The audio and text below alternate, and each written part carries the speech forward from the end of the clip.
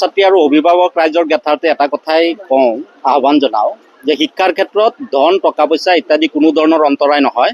তাৰ অন্যতম উদাহৰণ ৰজিনা ইয়াছমিন। তাই অত্যন্ত দুখীয়া ঘৰৰ ছোৱালী। তাইৰ দেউতাকে কাঠমিস্ত্ৰী কৰে, কিন্তু তাই আজি তাইৰ সপোন APSC বা UPSC ক্ৰেক কৰি পেলাই এজন উচ্চপদস্থ বিষয়া হোৱাৰ মন, আৰু তাইৰ এই ক্ষেত্ৰত কোনো ধৰণৰ আৰ্থিকভাৱে কোনো ধৰণৰ অসুবিধা হোৱা নাই।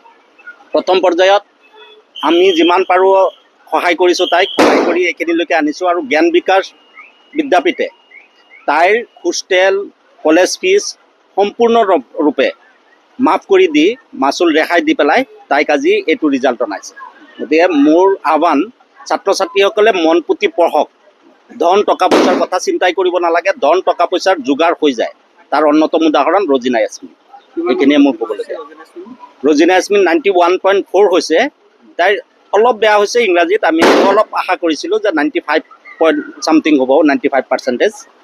কিবা এটা অসুবিধা হৈছে ইংৰাজীত, যাৰ কাৰণে তাইৰ পাৰ্চেণ্টেজটো অলপ কমিছে। তাই কলা শাখাত। তাইৰ সপোন যিহেতু UPSC বা APSC ক্ৰেক কৰা, সেইকাৰণে কলা শাখা তাই নিৰ্বাচন কৰিছে, আৰু কলা শাখাত তাই চেষ্টা কৰি যাব। আপোনালোক সকলোৱে আশীৰ্বাদ কৰিব। এইখিনিয়ে ক'বলগীয়া। পৰীক্ষাৰ ফলাফল ঘোষণা কৰিলে উচ্চতৰ মাধ্যমিকৰ কিমান নম্বৰত উত্তীৰ্ণ হৈছে? মই 91.4% পাবলৈ জ্ঞান বিকাশ তোমাৰ ঘৰ জুৰিয়া ইয়াত কেনেকৈ অহা যোৱা কৰিছিলা ঘৰৰ পৰা নেকি? নাই, হোষ্টেলত থাকি পেলাই পঢ়িছোঁ। তোমাক কথা গাইড কোনে কৰিছে? গাইডটো মোৰ ৰিটেনৰ আগলৈকে ছাৰে গাইড কৰিছে। পিছত ইয়াত অহাৰ পিছত মোৰ ছাহিদ ছাৰৰ লগত কথা পাতিছে। পিছত ছাহিদ ছাৰে কমপ্লিট ফ্ৰী দিছে। তুমি আশা কৰা ধৰণে ফলাফল হৈছে নে?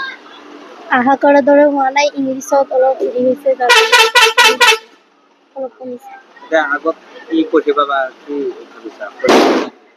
আগত মই মানে এজন IAS অফিচাৰ হ'ব বিচাৰিছিলোঁ, UPSC ক্ৰেক কৰি। নামটো কি বুলি ক'লা? ৰজিনা ইয়াছমিন।